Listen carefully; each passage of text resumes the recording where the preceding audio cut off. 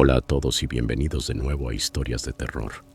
Sé que muchos de ustedes utilizan estos episodios para quedarse dormidos, así que, antes de que se entreguen al sueño, me encantaría que dejaran un comentario diciéndome desde dónde están escuchando en el mundo. Además, no olviden darle me gusta y suscribirse si están disfrutando de los episodios. Gracias por estar aquí. Historia 1. Tener un diner siempre había sido mi sueño. Durante casi una década fue mi segundo hogar, un lugar pequeño y encantador donde los vecinos se reunían a desayunar.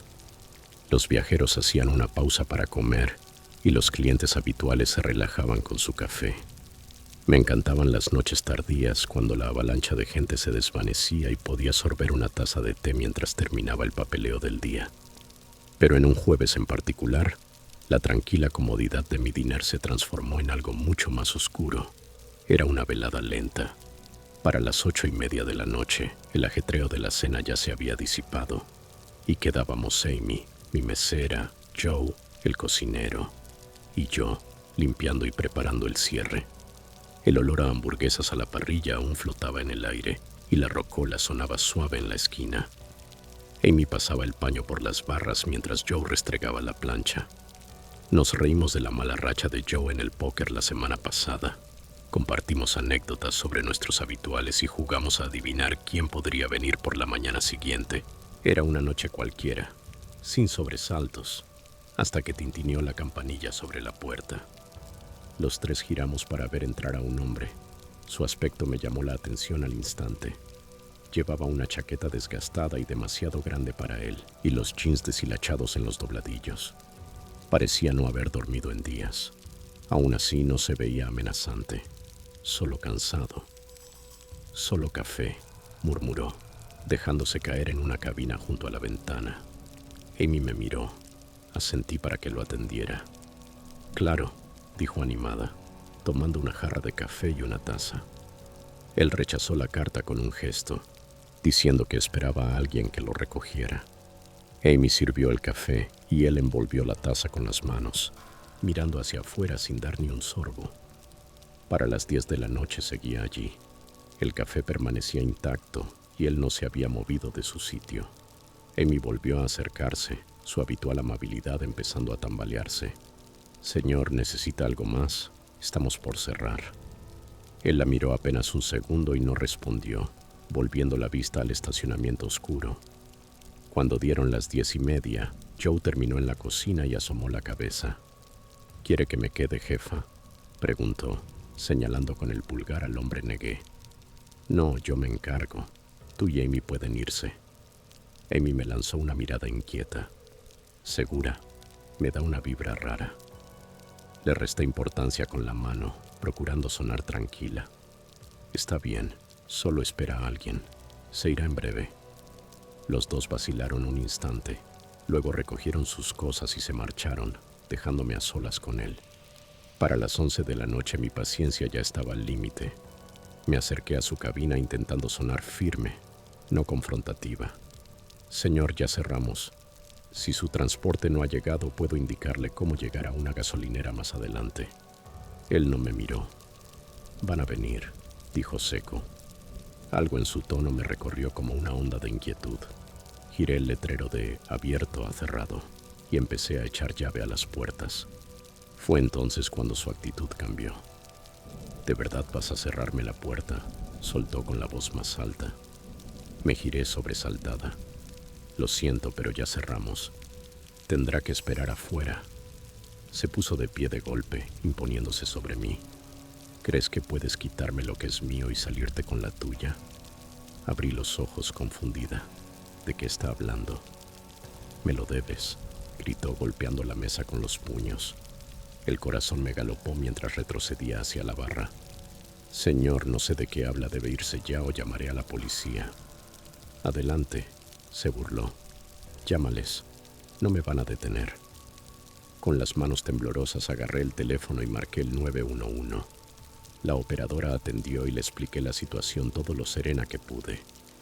«Está actuando de forma agresiva y estoy sola en el local», susurré para no provocarlo más. «Permanezca en línea. dijo la operadora. Los agentes van en camino. Me quedé al teléfono, apretándolo con tanta fuerza que me dolía la mano. Sigue aquí, murmuré. Se está poniendo más agresivo. Quédese donde está y mantenga la puerta asegurada, respondió con calma. Los oficiales están en ruta. Me encerré en la cocina, con el corazón en la garganta, y espié por la pequeña ventanilla de la puerta. El hombre ya no deambulaba. Se había acercado al mostrador. Por un momento creí que se marcharía, pero lo vi intentando abrir la caja registradora. Como no se dio, su frustración estalló. «Vamos», gritó, golpeando el mostrador con los puños. Trató de forzarla con las manos desnudas, pero el seguro resistió. Su furia creció. Tomó un taburete cercano y lo lanzó por el local. El estruendo me hizo estremecer. Entonces su mirada se clavó en la puerta de la cocina. Sentí que la sangre se me helaba cuando se acercó a zancadas, aporreando la hoja con ambos puños. «No puedes esconderte para siempre», vociferó. «Te voy a alcanzar y no te vas a librar». La puerta vibraba con cada golpe, y yo retrocedí sin perder de vista la ventanilla. Su rostro quedó a centímetros del vidrio, desfigurado por la rabia. «Te vas a arrepentir», siseó. La voz de la operadora atravesó mi pánico. «Los oficiales están casi allí. Resista un poco más». Me temblaban las manos, pero guardé silencio, rogando que no descubriera lo endeble que era en realidad la puerta. De pronto destellaron luces rojas y azules afuera. El hombre se quedó inmóvil, mirando por encima del hombro, y su actitud cambió de inmediato. Corrió hacia la entrada e intentó torpemente abrir la cerradura para escapar. Contuve el aliento al oír el chillido de neumáticos en el exterior. La policía llegó justo cuando él tropezaba al salir al estacionamiento, tratando de darse a la fuga. 2 agentes le gritaron que se detuviera. No obedeció. Uno lo placó mientras el otro sacaba las esposas y lo reducía con rapidez. Observé desde la ventanilla de la cocina, con alivio mezclado con agotamiento, y luego abrí la puerta para encontrarme con los oficiales. «¿Está bien?», preguntó uno preocupado. Asentí, aún temblorosa. «Sí, solo nerviosa». «¿Conoce a este sujeto?», añadió señalando hacia el patrullero donde el hombre, esposado, profería insultos. «No», respondí. «Entró esta noche y se negó a irse». El agente me explicó que había estado causando problemas en la zona.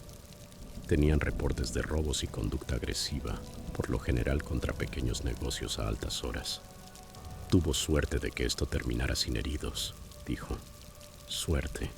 Esa palabra se me quedó resonando mientras miraba el diner, ahora extrañamente silencioso, salvo por el murmullo lejano de los policías afuera. El espacio cálido y familiar en el que había puesto tanto cariño ya no se sentía igual, más sombrío, manchado.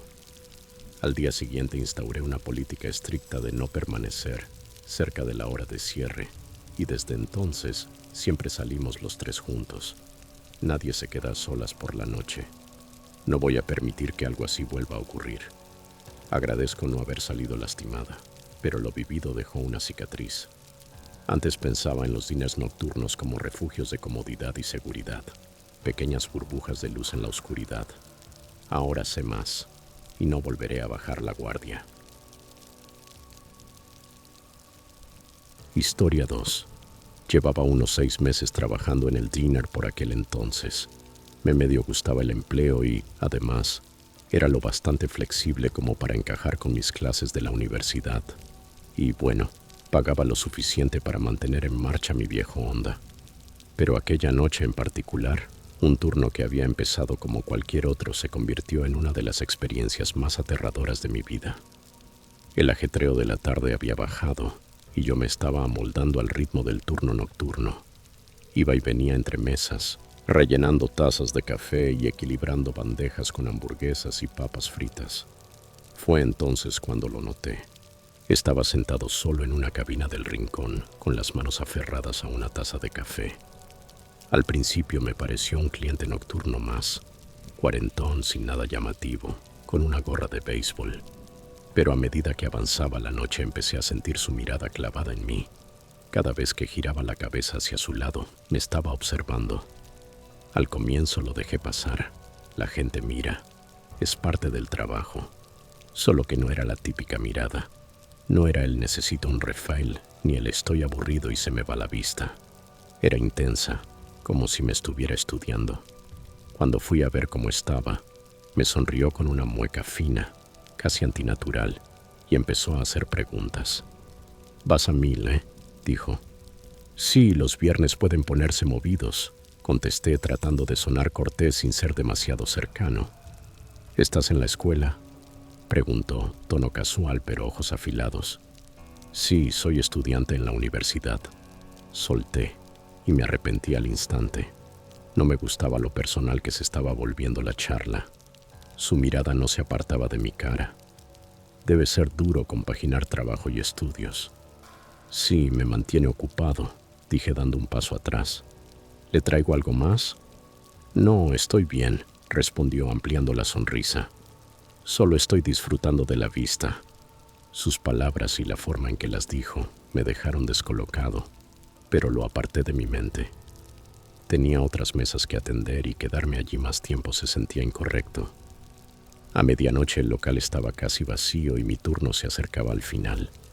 El hombre se había marchado aproximadamente 1 hora antes y sentí un pequeño alivio al ver su cabina vacía. Limpié las mesas, conté las propinas y fiché la salida. El estacionamiento estaba silencioso. Subí a mi Honda, encendí el motor y puse rumbo a casa, deseando desplomarme en el sofá con un tazón de cereal y algo de televisión de trasnoche. Unos 10 minutos después de iniciar el trayecto, noté unos faros en el retrovisor. Al principio no le di importancia. Es un pueblo pequeño y no es raro que alguien tome la misma ruta de vuelta. Pero al girar hacia una calle más tranquila, el auto siguió detrás de mí. Volví a doblar, esta vez hacia una vía secundaria que no suelo usar. Los faros me siguieron. Un nudo de ansiedad empezó a apretarme el estómago. Me repetí que estaba exagerando, que quizá iban en la misma dirección. Sin embargo, cuando hice otro giro, uno que volvía a conectar con la avenida principal, el coche volvió a copiarme. Respiré hondo y comencé una serie de giros aleatorios, serpenteando por las calles dormidas del barrio. El coche se mantuvo conmigo en cada vuelta, guardando siempre la misma distancia. Para entonces me latía el pulso desbocado. Quienquiera que fuese no solo iba hacia el mismo sitio, me estaba siguiendo. Agarré el teléfono y marqué al 911, sin soltar el volante con la otra mano. 911. ¿Cuál es su emergencia? Creo que alguien me está siguiendo, dije. Acabo de salir del trabajo y este auto lleva 15 minutos detrás de mí. Repite cada giro que hago. ¿Dónde se encuentra ahora?, preguntó la operadora. Le di mi ubicación mirando con nerviosismo el espejo. Siga conduciendo, indicó. Diríjase a la comisaría. Allí le esperarán agentes. Pisé el acelerador, el miedo empujándome a ir más rápido. El coche de atrás no aflojó.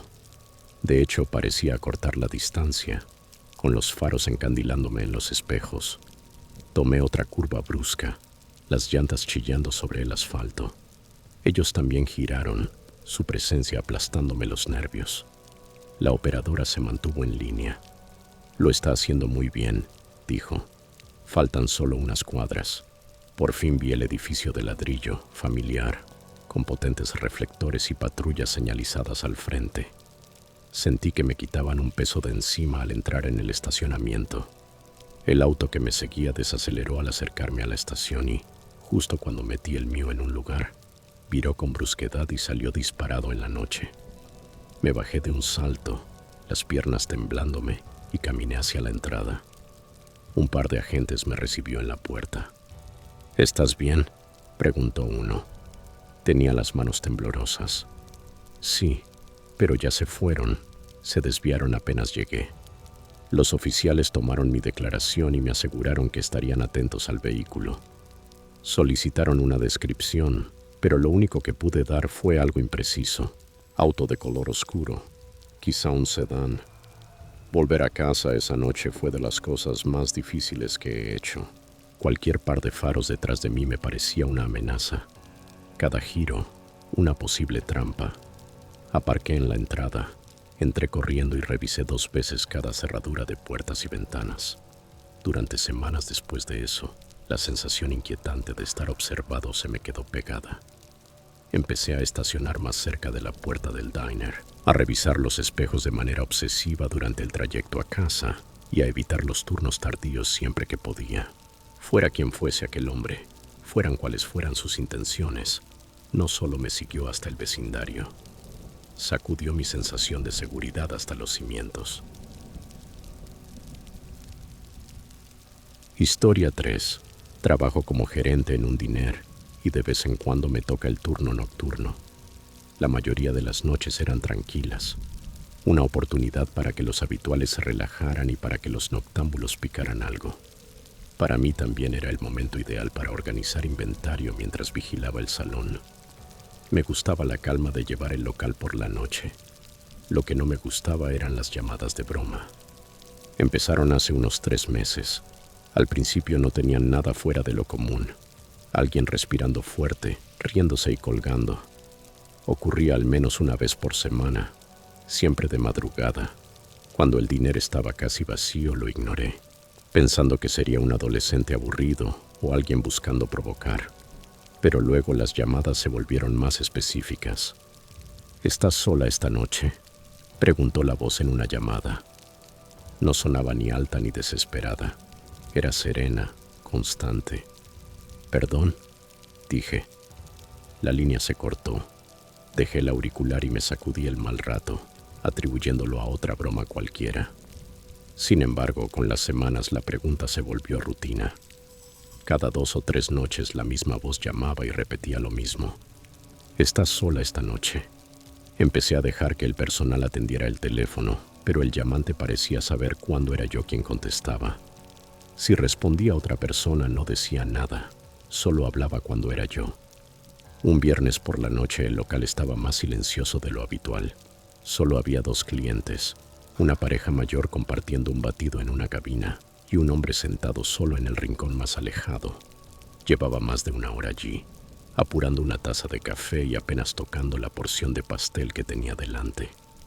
Había algo en él que no me cuadraba. No hacía nada especialmente extraño, pero su presencia me incomodaba. Entonces sonó el teléfono. Dudé antes de descolgar. «Main Street Diner. ¿En qué puedo ayudarle?». «¿Estás sola esta noche?», dijo la voz, tan calmada como siempre. Un escalofrío me recorrió. Barrí la sala con la mirada mientras respondía. «¿Quién es?». El llamante soltó una risita apenas audible. «Mira a tu izquierda», dijo. Se me detuvo el corazón. Lenta, muy lentamente, giré la cabeza hacia la esquina donde estaba el hombre. Me miraba fijamente, con una sonrisa fina que se abría en su rostro. Me quedé inmóvil, aferrada al teléfono. «¿Quién eres?», pregunté. La línea murió. La sonrisa del hombre no se borró. No saludó ni dijo nada. Solo siguió sonriendo. Colgué y traté de recomponerme. Tal vez era una coincidencia. Quizá él no era el que llamaba, pero el hueco en el estómago me decía otra cosa. Caminé hacia la barra fingiendo revisar la cafetera, mientras lo observaba de reojo. Seguía mirando. «Jess, ¿estás bien?», preguntó Brenda, una de mis meseras, saliendo de la cocina. No quería alarmarla. «Sí, solo una llamada rara. ¿Puedes echarle un ojo a la mesa 6 por mí?». Brenda miró al hombre y alzó una ceja. «Claro. ¿Qué pasa con él?». «Nada. Solo avísame si se va». Me lanzó una mirada desconfiada, asintió y volvió a limpiar el mostrador. Al poco tiempo el hombre se levantó y fue hacia el baño. Sentí un atisbo de alivio, esperando que al fin se marchara, pero al pasar junto a mí se detuvo un instante. «Deberías contestar tu teléfono», dijo en voz baja. No respondí. Lo vi desaparecer en el sanitario. Minutos después el teléfono volvió a sonar. «Main Street Diner», contesté con la voz levemente temblorosa. «No preguntaste si sigo aquí», dijo la voz. Solté el auricular de golpe. «Brenda», llamé ahora con un tono más firme. Llama a la policía. Diles que tenemos a una persona sospechosa aquí. ¿Qué está pasando?, preguntó con los ojos muy abiertos. Hazlo, por favor, dije sin dejar espacio a discusiones. Mientras Brenda llamaba a la policía, me quedé junto a la barra, con la vista clavada en la puerta del baño, tensa, esperando que él irrumpiera en cualquier momento. Pero la puerta seguía inquietantemente quieta. Unos 5 minutos después entraron 2 agentes. Su presencia fue extraña de describir, a la vez reconfortante y que ponía nerviosa. Brenda colgó y explicó rápido la situación, señalando hacia el baño.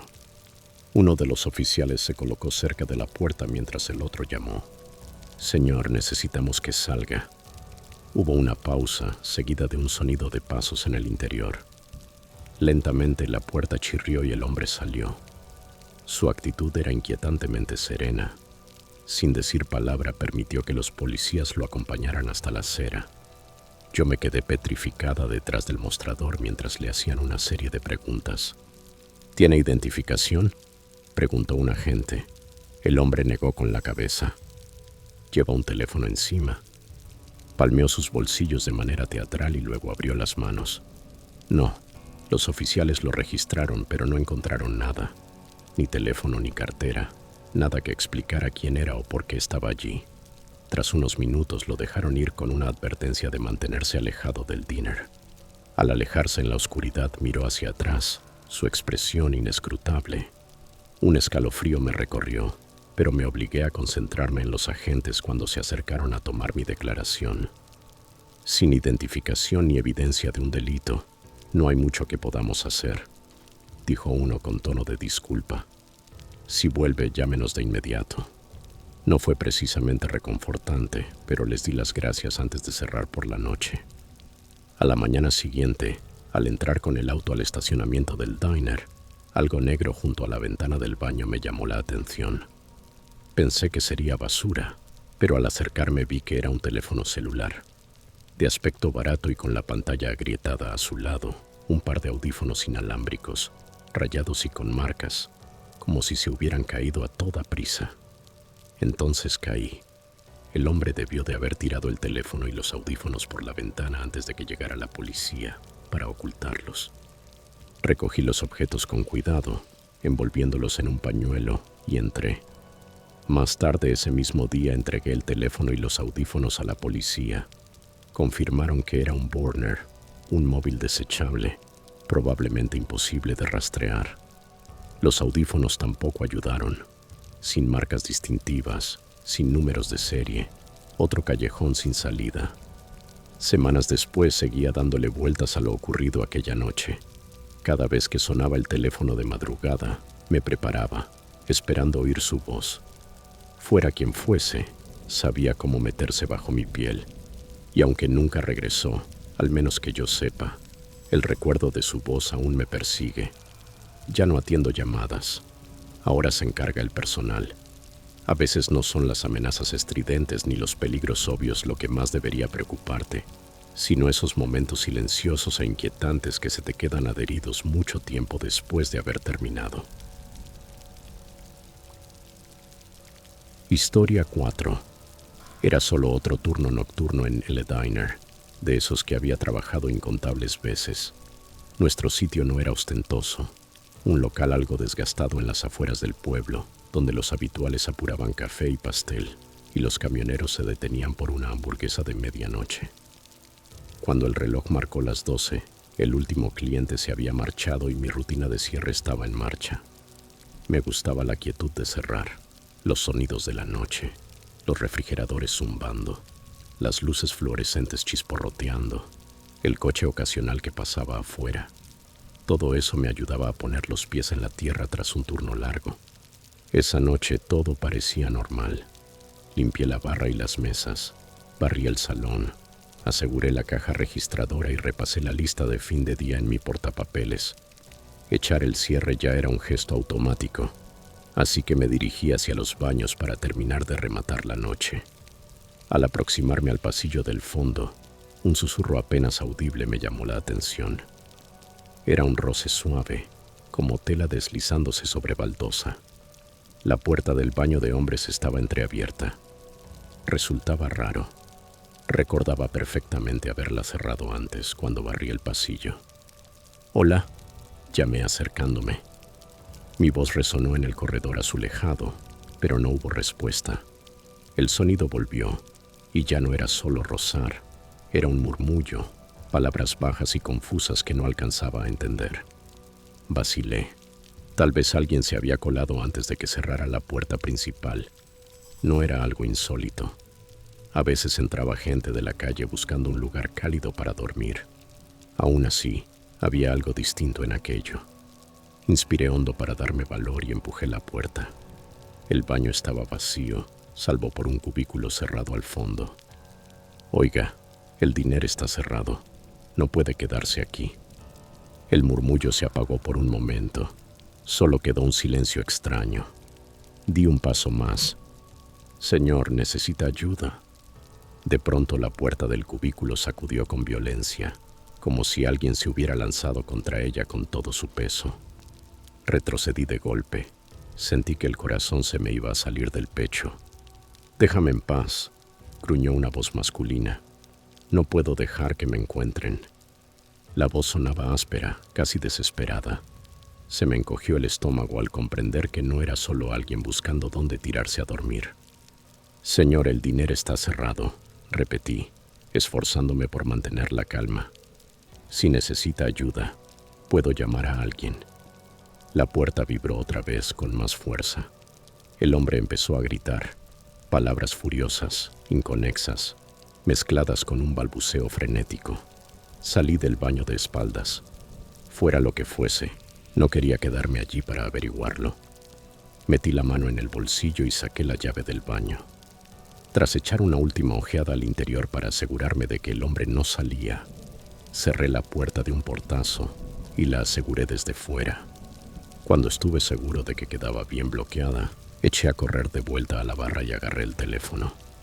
Los dedos me temblaban al marcar el 911. «Habla Chris, el gerente del Le Diner», dije. «Tengo a un tipo encerrado en el baño. Está actuando de forma agresiva y se niega a salir». La voz serena de la operadora me aseguró que los agentes ya iban en camino y me indicó que me mantuviera a una distancia segura. Esos 10 minutos se me hicieron eternos. De vez en cuando oía al hombre dentro, murmurando y, a ratos, estampándose contra la puerta del cubículo. Su voz alternaba entre la rabia y el miedo, como si discutiera con alguien que yo no podía ver. Me quedé junto a la barra, la mirada yendo del baño a la entrada. La imaginación se me disparó. ¿Y si tiraba abajo la puerta? ¿Y si estaba armado? El dinero empezó a sentirse menos como mi lugar de trabajo seguro y familiar, y más como una trampa. Cuando por fin oí las sirenas, no recuerdo haber sentido un alivio mayor en mi vida. Entraron 2 agentes, y su sola presencia alivió la tensión de inmediato. «¿Dónde está?», preguntó uno. Señalé el pasillo del fondo. «Está encerrado en el baño de hombres. Grita y actúa de forma errática». El gesto del oficial se volvió grave.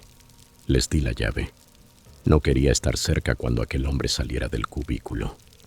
Los policías entraron al baño y se aproximaron con cautela a la puerta del cubículo. Uno desenfundó la porra mientras el otro llamó. «Señor, es la policía. Necesitamos que salga del cubículo con las manos donde podamos verlas».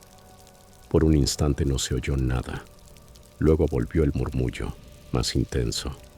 El agente repitió la orden con tono firme. Finalmente, la puerta del cubículo chirrió y el hombre salió. Estaba hecho un desastre. Ojos desorbitados y ropa que no veía una lavadora en siglos. «Me persiguen», gritó señalando con un dedo tembloroso a los oficiales. «Están por todas partes». Los agentes se miraron con una expresión cuidadosamente neutra antes de que uno lo guiara con suavidad fuera del baño. «Vamos a llevarte a un lugar seguro», dijo. Una vez que el hombre estuvo en el patrullero, uno de los policías se quedó para tomarme declaración. «¿Conoce a este sujeto?» «Nunca lo había visto», respondí. No paraba de decir que alguien lo seguía. El oficial asintió.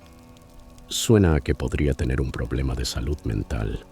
Le conseguiremos la ayuda que necesita.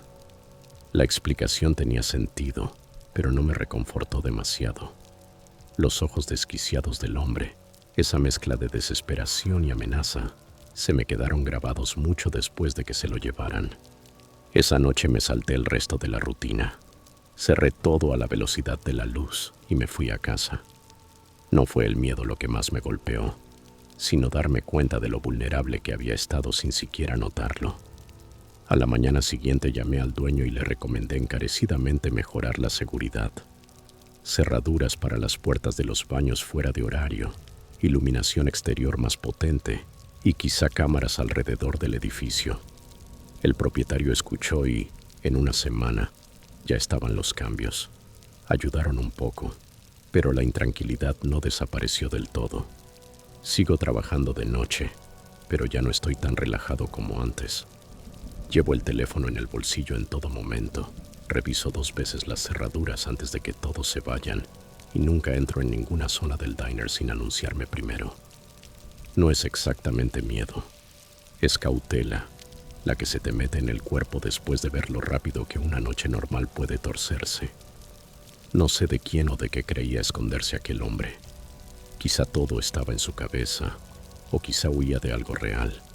Sea como sea, me dejó una verdad inquietante. Incluso los lugares más familiares no siempre equivalen a lugares seguros. Si estas pesadillas de diner te mantuvieron enganchado, dale like y suscríbete para más historias inquietantes. ¿Qué habrías hecho tú en estas situaciones? Deja tus ideas en los comentarios. Muero por leer tus consejos de supervivencia. Compártelo con tus noctámbulos de confianza, pero tal vez adviérteles que la próxima vez mantengan un ojo en el baño. Gracias por ver y nos vemos en la próxima pesadilla.